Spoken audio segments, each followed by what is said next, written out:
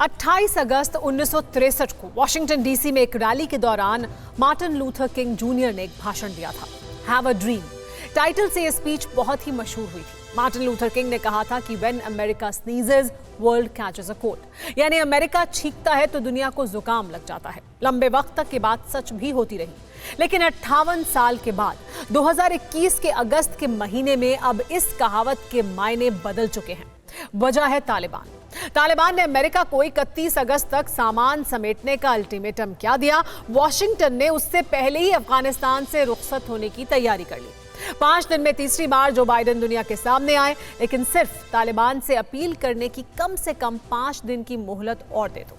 America ने जिस तालिबान के सर्वनाश की सौगंध खाई थी, उसी ने सुपर पावर की जगहसाई करा दी है। सवाल यह है कि जो अमेरिका धरती से लेकर अंतरिक्ष तक को तहस नहस करने की कुव्वत रखता है, जिसके पास दौलत है, ताकत है, काबिलियत है, वो तालिबान के सामने इतना मजबूर कैसे हो गया?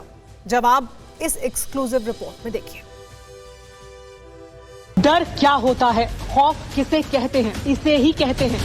ये दौड़ है जिंदगी की दौड़, जान बचाने की होड़, जिसमें कौन कामयाब होगा कोई नहीं जानता। काबुल में तालिबान क्या आया, मौत का पैगाम लाया। इसलिए जान बचानी है, जिंदा रहना है तो काबुल छोड़ना है, और अफगानी यही कर रहे हैं।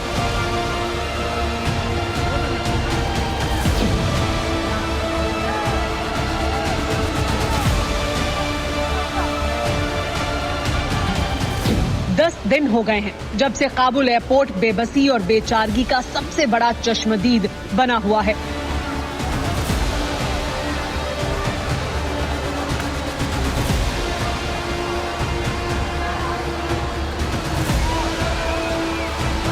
जहाज के साथ दौड़ लगाकर देख लिया।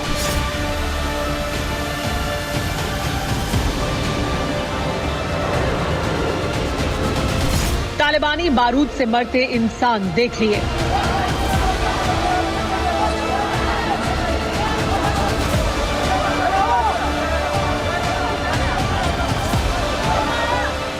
भूख से बिलखते नौनिहाल देखे।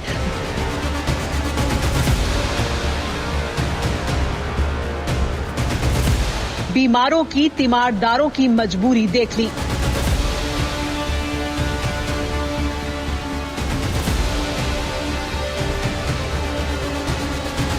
बस यही देखना बाकी रह गया था, वो भी देख लीजिए। हाथों में दस्तावेज लिए ये लोग काबुल एयरपोर्ट के बाहर सीवेज के गंदे नाले में खड़े हैं।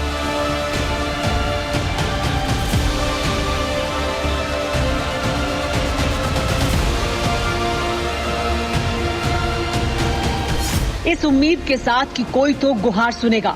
सीवेज की बदबू सहनी है, गंदे पानी में चलना है, लेकिन तालिबान से बचना है, क्योंकि ये मजबूर हैं।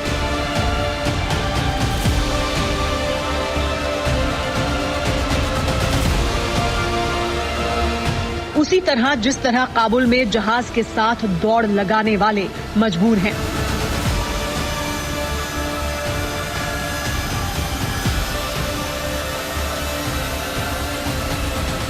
तालिबान की गोलियों से मरने वाले मजबूर हैं।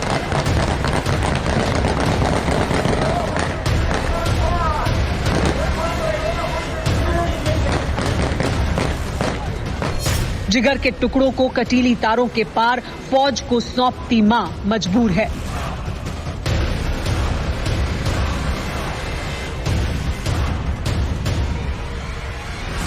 भूख से बिलखते मासूमों को देखकर भी आंख फेरने वाले मजबूर हैं। लेकिन दुनिया क्यों मजबूर है? वो अमेरिका क्यों मजबूर है? बाइडेन क्यों मजबूर है? खुद सुनिए। We are currently on a pace to finish by August the 31st. The sooner we can finish, the better. Each day of operations brings added risk to our troops. But the completion by August 31st depends upon the Taliban continuing to cooperate and allow access to the airport for those who were transporting out, and no disruptions to our operation. चेहरे पर मजबूरी का साया, धीमे अल्फाज और बेबसी का अंदाज। यकीन नहीं होता ये वही अमेरिका है जिसका जिक्र भर दुनिया के कई देशों के लिए फरमान होता था, जिसकी बात टालने की कुव्वत कम ही लोगों में होती थी। वही अमेरिका तालिबान जैसी आतंकी जमात के आगे इस कदर मजबूर हो जाएगा, सोचा न था। कम से कम अमेरिकियों को तो यही लगता है। ट्रंप ने जो कहा वही सच्चाई है, इसलिए जो बाइडेन को बेबस बाइडेन कहना गलत न होगा। जरा सोचिए, ये उस मुल्क की सर्वोच्च सत्ता के सुल्तान हैं, जिसके आगे हर मुल्क बौना है।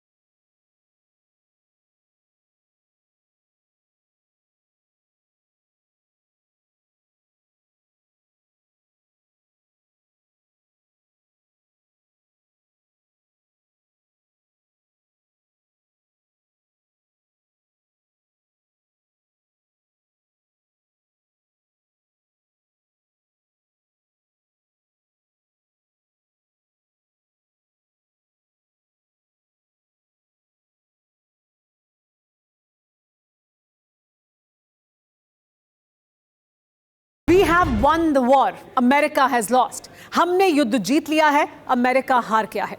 ये बात 15 अप्रैल को तालिबान के कमांडर हाजी हिकमत ने एक इंटरव्यू के दौरान कही थी। 4 महीने बाद ये बात बिल्कुल सही साबित हुई है। अमेरिका सिर्फ युद्ध हारा ही नहीं है, बल्कि बुरी तरह से अपमानित होकर युद्ध हारा है। इसलिए सिर्फ अमेरिका की हार ही नहीं, उसकी मजबूरियों और इसके पीछे की वजहों का विश्लेषण आइए करते हैं। इसी तरह बारूदी गर्जना के साए तले तालिबान के सर्वनाश की सौगंध लेकर अमेरिका की फौज जंग लड़ती रही। जिस मुल्क के बारे में रत्ती भर भी पता न था, जिस मुल्क का सिर्फ नाम भर सुना था, उसी मुल्क में अमेरिका के जवान दुनिया के सबसे खूंखार आतंकी संगठनों से लोहा लेते रहे।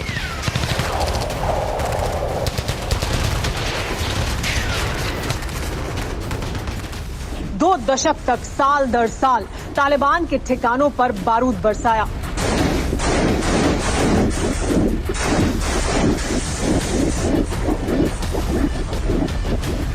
कई आतंकियों को कब्र पहुंचाया।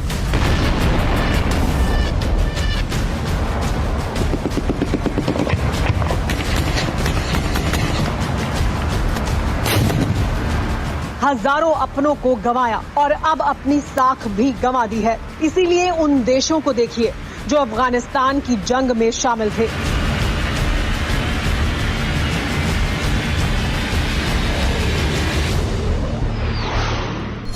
अफगानिस्तान में अमेरिका समेत 36 देशों की फौज तैनात थी। इनमें Britain, Germany, France, Belgium, Luxembourg, Britain, Netherland, Canada, Denmark, Iceland, Spain, Italy, Norway, पुर्तगाल और तुर्की जैसे देश शामिल थे। इसके साथ ही ऑस्ट्रेलिया और न्यूजीलैंड के सैनिक भी अफगानिस्तान में तालिबान से मोर्चा लेते रहे। ये वो देश हैं जिनके पास दुनिया के अत्याधुनिक हथियारों से लेकर तकनीक से लैस ताकतवर फौज मौजूद है। इन सभी देशों के एक एक सैनिक को तैयार करने में लाखों रुपए खर्च किए गए।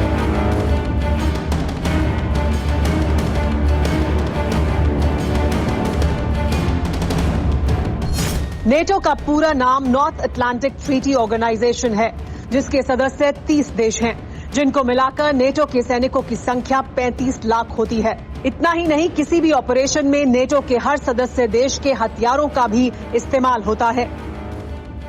यानी युद्ध के एक छोर से दूसरे किनारे तक को तबाह करने का हर सामान अमेरिका और नाटो देशों के पास है।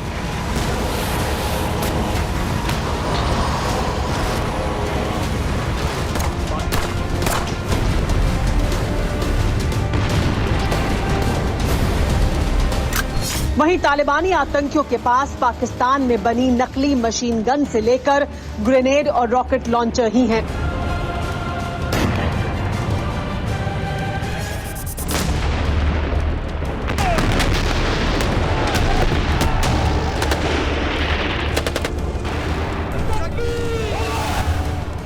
तालिबानियों को ना तो फाइटर जेट उड़ाना आता है, ना ही टैंक चलाना, सिर्फ बंदूक चलाना आता है।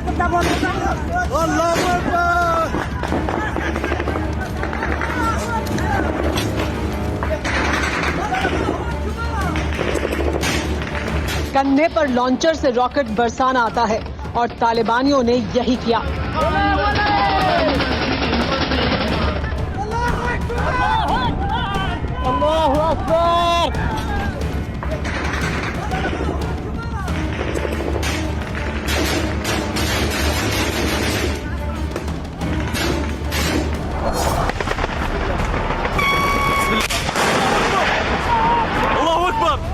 इसी तरह एक जाहिल आतंकी जमात दुनिया के ताकतवर मुल्कों से मोर्चा लेती रही और एक के बाद एक मोर्चे पर फतह हासिल करती रही।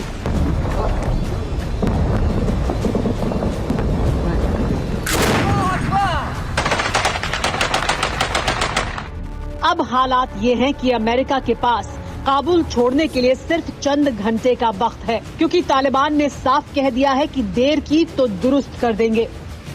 तालिबान ने कह दिया है कि 31 अगस्त के बाद काबुल में अमेरिकी ही नहीं बल्कि कोई भी विदेशी नजर नहीं आना चाहिए। सवाल ये है कि अगर अमेरिका 31 अगस्त तक अपने नागरिकों को निकालने में नाकाम रहा तो क्या होगा?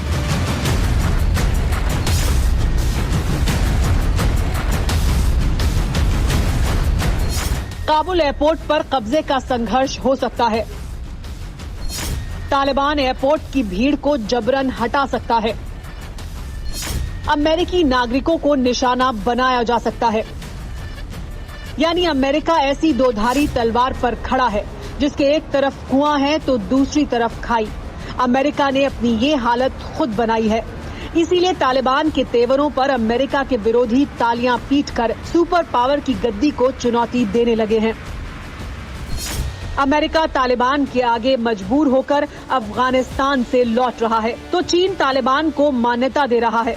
रूस इस बात से खुश है कि तालिबान ने अमेरिका का गुरूर खाक में मिला दिया। फ्रांस और कनाडा ने अफगानिस्तान में डटे रहने का फैसला कर पीठ दिखाने वाले अमेरिका को चुनौती दे दी है।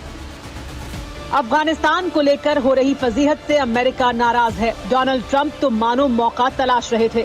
अमेरिकी सैनिकों और लोगों को निकालते, अमेरिकी हथियार ले आते और फिर अफगानिस्तान में बने अमेरिकी बेस को बारूद से उड़ा देते। ट्रंप ने यही कहा और अमेरिकी भी कमोबेश यही कह रहे हैं कि बाइडेन ने फौज वापसी में जल्दबाजी कर दी, जिस वजह से अमेरिका को तालिबान के सामने अपमानित होकर लौटना पड़ रहा है।